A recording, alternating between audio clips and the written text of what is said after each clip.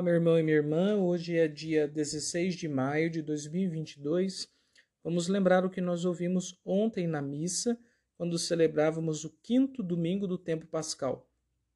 No Evangelho, Jesus dizia: Eu vos deixo um novo mandamento. Amai-vos como eu vos amei. Vamos meditar sobre o que significa essa afirmação de Jesus e quais as suas consequências para o nosso cotidiano. Bora refletir.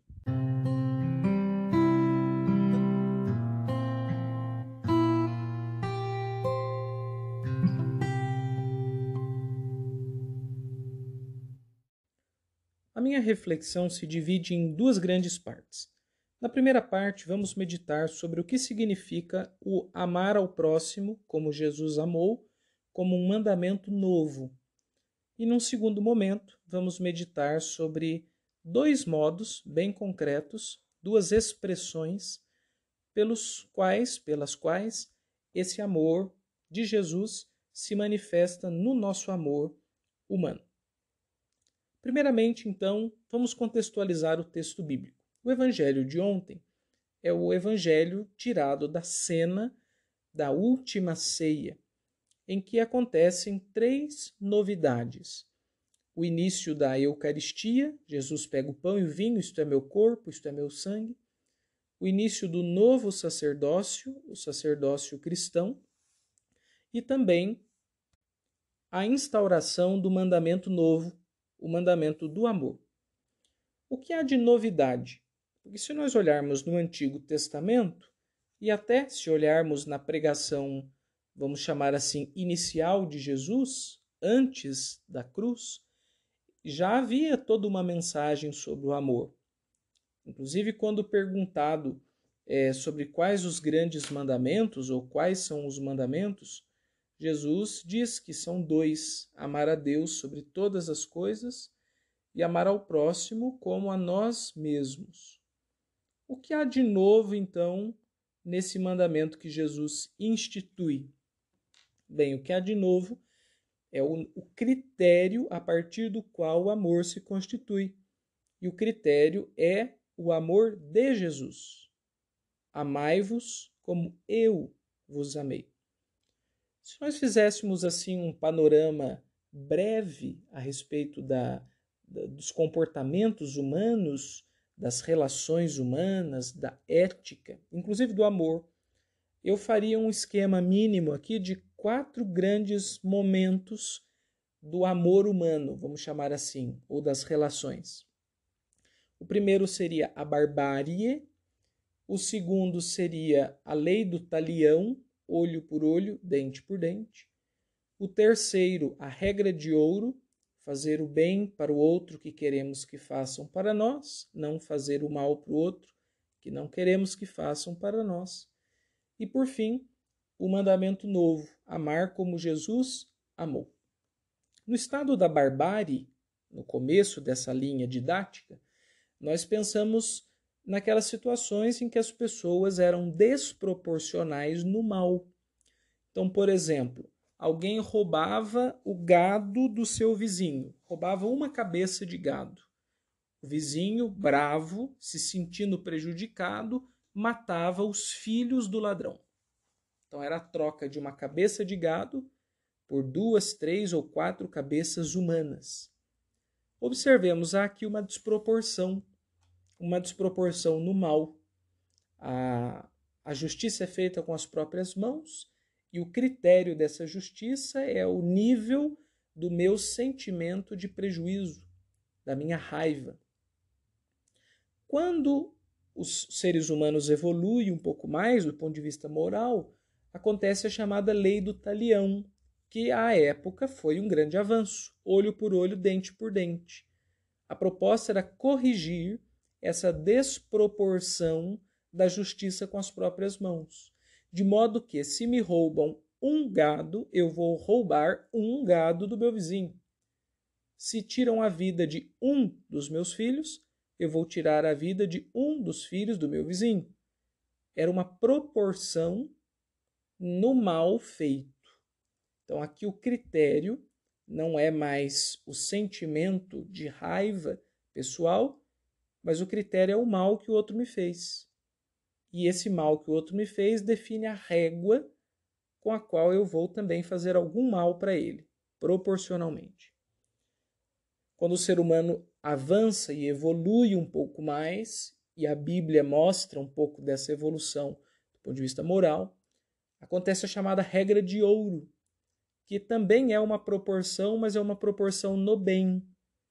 Diferente da lei do talião, em que eu espero ser prejudicado para reagir na mesma altura, na regra de ouro eu não preciso ser prejudicado para fazer algo para alguém, mas eu faço o bem para o outro que eu desejo que faça para mim mesmo. Então eu me torno a medida do bem e faço o bem que eu quero que me façam. Então nós temos aqui, até agora, numa linha do tempo, 3 modos de se relacionar com as pessoas e, por assim dizer, de agir com justiça e com amor ou sem amor. O primeiro seria na barbárie, a desproporção do mal. O segundo é a lei do talião, a proporção do mal. O terceiro seria a regra de ouro, a proporção do bem. E aí nós chegamos na outra ponta, o mandamento novo de Jesus, que é a desproporção do bem. Porque Jesus fala que é para amar como ele amou. E como é que Jesus amou? Ele amou sem medidas. Por isso o evangelho chega a ser constrangedor em alguns pontos. Por exemplo, quando ele diz: amai vossos inimigos, rezai por aqueles que vos perseguem, dai a face para que batam do outro lado se bateram de um primeiro lado. Se te pedem o manto, dá também a túnica. Então Jesus, ele ensina esse jeito de amar, que inclusive ele mesmo exerce no alto da cruz, que é completamente desproporcional ao mal que o outro faz e desproporcional, inclusive, ao bem que eu poderia fazer ao outro, no meu nível assim natural, comum, cotidiano. Por exemplo, Jesus está no alto da cruz e ao invés de ter ódio dos seus algozes, ele diz: Pai, perdoa-lhes porque eles não sabem o que fazem. O que é isso? É desproporcional. É o bem excedente. É a caridade transbordante. É o amor sobejante de Deus. Esse é o mandamento novo. O bem em grau máximo, desmedido, sem poupar despesas. Isso é o mandamento novo. E do ponto de vista da história da ética humana, bem como do ponto de vista das leis humanas, é uma novidade. É uma característica tipicamente cristã esse tipo de postura. Daí vem o segundo ponto da minha reflexão, que é o ponto que discute como a gente pode viver concretamente esse amor no nosso cotidiano. Eu daria aqui 2 dicas, ou melhor dizendo, 2 orientações. Primeiro, esse amor é um amor que usa todos os meios que tem, já que é um amor desmedido. Segundo, esse é um amor concretamente endereçado. Não é um amor genérico, mas é um amor que se dirige a pessoas muito concretas. Então, a primeira característica é um amor que usa todos os meios que tem. Pensemos Jesus, no tempo em que ele vivia, naquela cultura que era a cultura judaica, no lugar que ele vivia, na Galileia, havia alguns meios disponíveis e Jesus usou dos meios que tinha. Era 5 pães, era 2 peixes, quando o povo tinha fome. Era a imposição de mãos, quando o povo estava doente ou possuído. Era a saliva e a terra quando o cego se aproximou. Jesus usava daquilo que ele tinha à mão e usava da melhor maneira possível. Também usava o seu conhecimento. Por exemplo, quando queriam apedrejar a mulher pega em adultério e usaram o conhecimento contra Jesus, dizendo que Moisés mandava apedrejar aquela mulher, Jesus disse: quem não tem pecado, atire a primeira pedra. Ele sabia, ele conhecia, ele pensava, Era um homem inteligente, era um meio que ele tinha, a inteligência dele. Então Jesus usou meios materiais, meios intelectuais, meios emocionais, todos os recursos que ele dispunha como homem e Deus, ou melhor dizendo, como Deus encarnado, em tudo igual a nós, como professa a nossa fé, para salvar as pessoas. Do mesmo modo, se nós queremos amar como Jesus amou, a gente tem que usar todos os meios que nós temos à nossa disposição.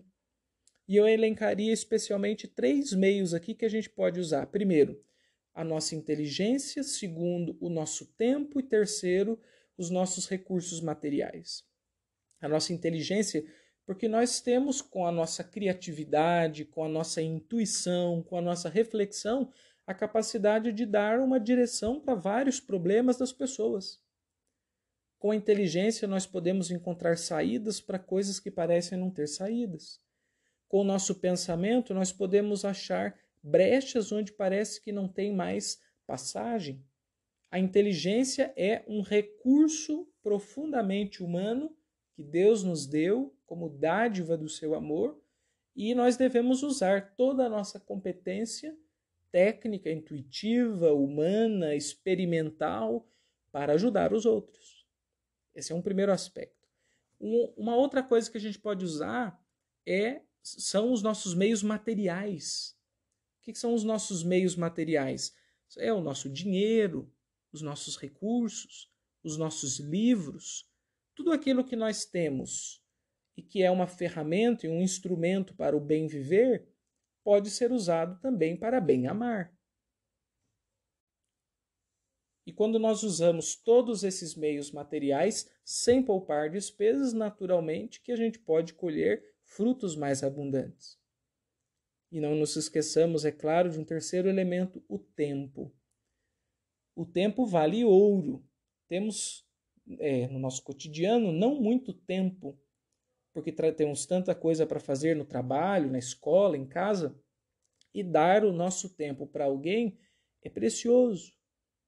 E às vezes tudo que alguém precisa é um pouco do nosso tempo para ser escutado, para fazer uma partilha do coração, para manifestar algum desejo. A pessoa precisa do nosso tempo. O tempo é um recurso que temos, um meio que temos, e disponibilizar o nosso tempo é um ato de profundo amor. Então, uma primeira forma de viver esse amor sobejante e desproporcional é colocando todos os nossos recursos humanos, recursos materiais e o nosso tempo a serviço do próximo. Isso é amar como Jesus amou. E uma segunda forma de fazer isso é dando um endereço muito concreto. Veja, Jesus, no alto da cruz, é claro que derramou o seu amor sobre todo o espaço e todo o tempo. A misericórdia de Deus abraçou o mundo, bem como o passado, o presente e o futuro.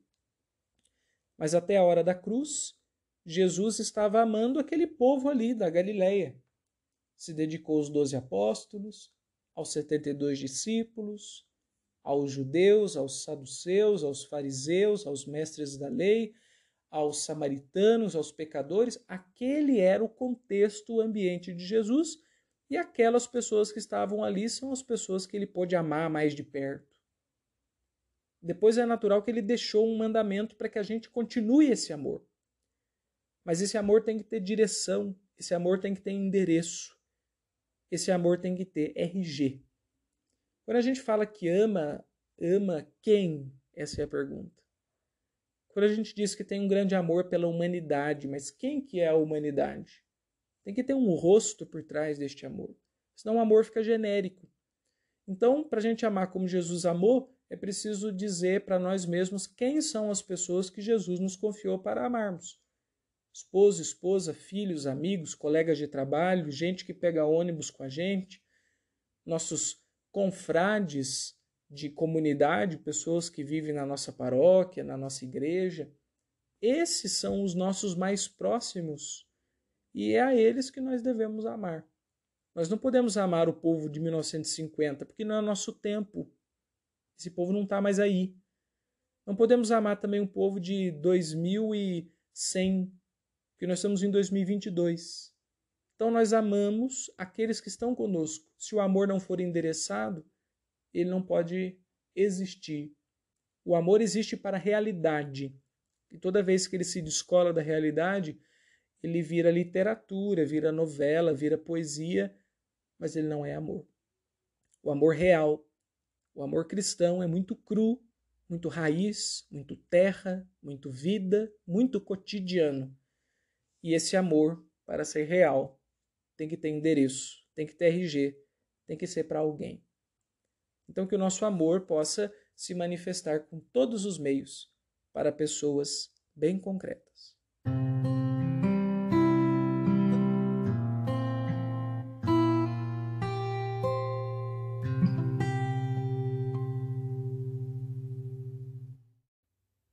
Para começarmos bem a nossa semana, vamos então lançar duas perguntas para a nossa meditação. A primeira pergunta é: quem são as pessoas a quem Deus pede o nosso amor?